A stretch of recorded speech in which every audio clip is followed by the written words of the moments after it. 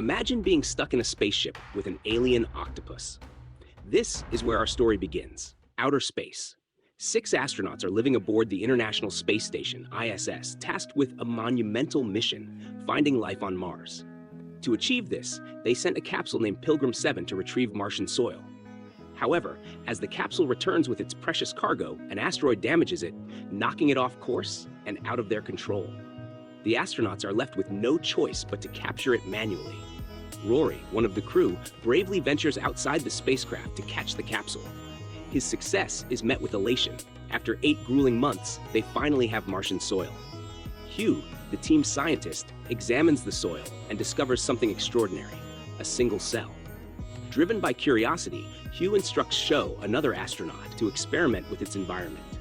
They try raising the temperature to see if it sparks life, but nothing happens. Switching tactics, they reduce the oxygen levels, increase the carbon dioxide, and feed it glucose. Their persistence pays off. The cell begins to show signs of life. At last, they have discovered life beyond Earth. The monumental discovery is broadcast to people on Earth, including a live Q&A session with children. During this, one child names the Martian cell Calvin. The scene shifts to Miranda, the ship's doctor, as she checks on David, another doctor aboard the ISS. David has reached his radiation limit from extended time in space. In a quiet moment, he opens up to Miranda about his past military service in Syria. Haunted by the cruelty he witnessed, he finds solace in the vast emptiness of space. Miranda gently counters his bleak view of humanity, reminding him that not all places are like Syria and encouraging him to reconnect with Earth. Meanwhile, Kat, the ship's commander, shares a heartfelt conversation with Hugh. She expresses pride in his groundbreaking achievement. From their exchange, we learn more about Hugh's background. Due to a disability, he cannot use his legs, but in the weightlessness of space, he feels like a bird soaring freely. The cell begins growing at an alarming rate, rapidly developing into multiple cells. This evolution reveals that Calvin now possesses muscles, a nervous system, and even a neural network. Astonishingly, each cell of Calvin functions as a muscle cell, a photoreceptive cell, and a nerve cell simultaneously. When Hugh moves his fingers near the containment chamber, Calvin senses the movement and responds by moving toward Hugh's hand. Hugh is amazed and feels a sense of pride, likening the interaction to a father playing with his child. One day, a slight issue with the air pressure in Calvin's chamber causes alarm. Rory quickly resolves the problem, warning the crew that they cannot afford another mistake because they don't fully understand what Calvin is. Rory even speculates that Calvin could be carrying something deadly, like anthrax, but Hugh passionately defends Calvin. Following the incident, Calvin enters a hibernation state, leaving Hugh feeling disheartened. Although Calvin is completely inactive, Hugh remains hopeful. Determined to revive it, Hugh decides to give Calvin a small electric shock. Using protective gloves and an electric wand, Hugh administers a mild shock. To everyone's horror, Calvin reacts violently, snapping awake and latching onto Hugh's hand. It grips with immense strength, breaking the electric wand and trapping Hugh's hand inside the glove. Calvin's grip intensifies, crushing every bone in Hugh's hand. Panic ensues as the crew rushes to help, but Dr. Miranda intervenes, ordering everyone to stay out of the lab. The excruciating pain causes Hugh to pass out. Meanwhile, Calvin, now significantly stronger and more intelligent, struggles to escape the chamber. Using the broken wand, it tears through the protective glove and escapes. Calvin then moves into a chamber, housing a lab mouse. When the mouse bites Calvin, it retaliates by seizing the mouse and devouring it entirely. The consumption causes Calvin to grow even larger. Witnessing this, Rory cannot stand idly by. He rushes in to rescue Hugh, successfully pulling him out. However, Calvin grabs hold of Rory's leg. Seeing the danger, David quickly seals the lab door. Rory, understanding the gravity of the situation, holds no resentment. Kat devises a plan to save Rory, suggesting the use of an oxygen candle to burn Calvin. Rory ignites the candle, forcing Calvin to release his leg. Kat then asks Miranda how they can safely extract Rory. Miranda explains that the only solution is to lure Calvin back into the containment chamber, known as Firewall 1. Only then can they safely evacuate Rory.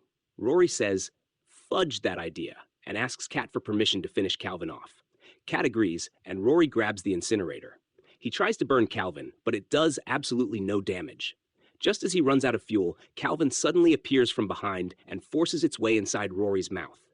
And now you know where this is going. Our favorite immortal superhero, Deadpool, meets his end thanks to a disgusting, tentacled alien. After Rory's death, the incinerator is still active, and the lab detects the fire, automatically opening the ventilation system to neutralize it. Calvin slowly crawls out of Rory's mouth, having devoured him from the inside. It's even bigger and stronger now. Miranda is completely shocked by its terrifying growth and hisses in fear. That's so much bigger. Calvin attempts to escape through the vents as Sho desperately tries to seal every ventilation opening. But of course, Calvin manages to slip away at the last second. Everyone is horrified, as expected. How could anyone stay calm after watching a five-legged monster escape the lab, knowing it could be anywhere? And now we all know. Hugh was dead wrong about Calvin being a symbol of hope. Commander Cat tries to communicate with the control center on Earth, reporting that the creature is hostile and that they plan to kill it. However, their communication system fails. Sho suggests that someone needs to go outside the space station to repair the transmitter.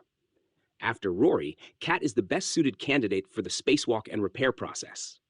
Everyone warns her of the danger, as Calvin's whereabouts are unknown. Despite the fear surrounding the creature, Cat displays courage and steps outside. She discovers that the transmitter has overheated due to an issue with the cooling system. When Cat opens a valve, she sees that the coolant reservoir is completely dry. The crew concludes that Calvin must have consumed the coolant as a source of food. Suddenly, Calvin leaps out of the coolant reservoir and grabs Cat's leg, attempting to crush her foot. Fortunately, her suit is strong enough to withstand the attack. However, the struggle damages the coolant tube inside her suit, causing liquid to leak into her helmet. David rushes to rescue Cat. The two need to open the airlock door simultaneously, but Cat deliberately turns her lever the wrong way to ensure the other's safety. Tragically, she drowns in her own suit, and Calvin escapes outside the space station. Like any carbon-based organism, Calvin cannot survive in the vacuum of space for long. It desperately needs to re-enter the station. The only viable entry point is through the thrusters. Each time Calvin tries to enter, Sho activates the thrusters to blow it away. This tactic quickly backfires, however, as the station begins drifting toward Earth, with the crew nearly exhausting their fuel supply.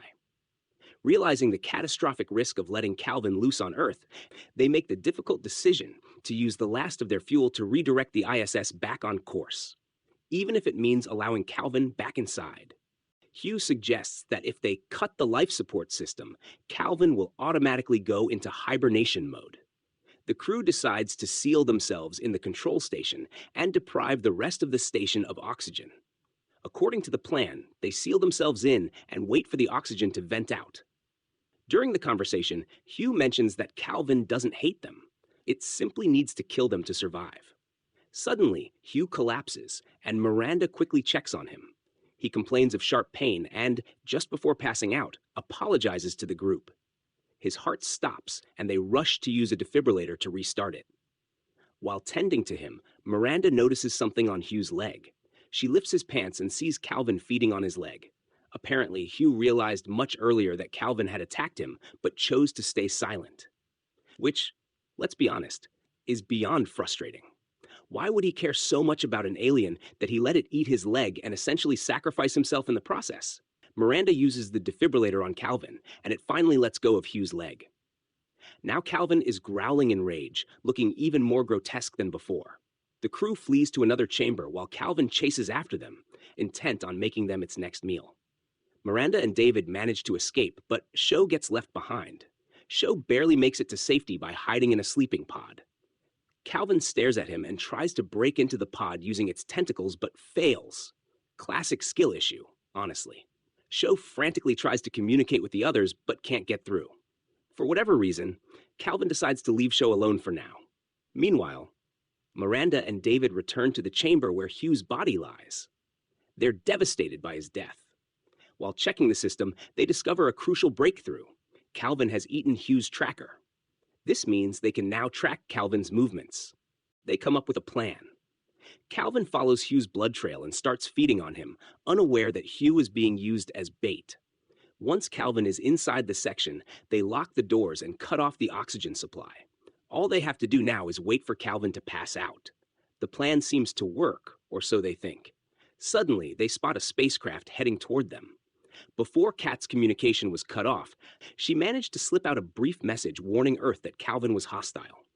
Because of that warning, Earth sent a spacecraft, not to rescue them, but to push the ISS deeper into outer space. The idea was to ensure Calvin could never reach Earth. This drastic protocol? It was Miranda's brainchild. That's right, Miranda herself insisted on this protocol. Sho, on the other hand, thinks the spacecraft is there to save them. Miranda and David try to warn him, but Sho left his transmitter back in the sleeping pod. They rush to stop him, but Sho tries to open the latch manually. Just then, Calvin strikes again. The station becomes unstable, and parts of it start detaching. Sho manages to grab onto something, but is ambushed by Calvin once more. Miranda tries to save him, but fails. Sho becomes yet another victim of the relentless octopus monster. The station fully detaches and crashes into the spacecraft, knocking everything toward Earth. Because of the collision, the remaining crew begins losing life support, and the temperature drops rapidly. Miranda and David realize they both won't survive re-entry, but one horrifying truth remains. Calvin could. Faced with the inevitable, David comes up with a last-ditch plan. There are 2 escape pods. David proposes using an oxygen candle to lure Calvin into one pod since it also needs warmth to survive. He'll manually pilot that pod into the depths of outer space, sacrificing himself. Meanwhile, Miranda will take the other escape pod to Earth and warn everyone. David successfully lures Calvin into his pod, while Miranda enters hers. Both pods launch just as planned. However, debris from the wrecked spacecraft strikes both pods during launch. One pod veers into outer space, and the other descends toward Earth. The pod that lands on Earth splashes into the sea near Vietnam, where 2 fishermen spot it and rush over. Curious, they try to open the hatch. Inside, it's David, completely enveloped by Calvin, which has taken over the entire pod. Desperately, David shouts at them not to open it, but the fishermen ignore his warnings. They break the door open. The screen cuts to black. If I had to guess, Calvin escapes into the ocean, unleashing destruction on Earth. The once thriving planet is likely doomed to become another barren wasteland, just like Mars.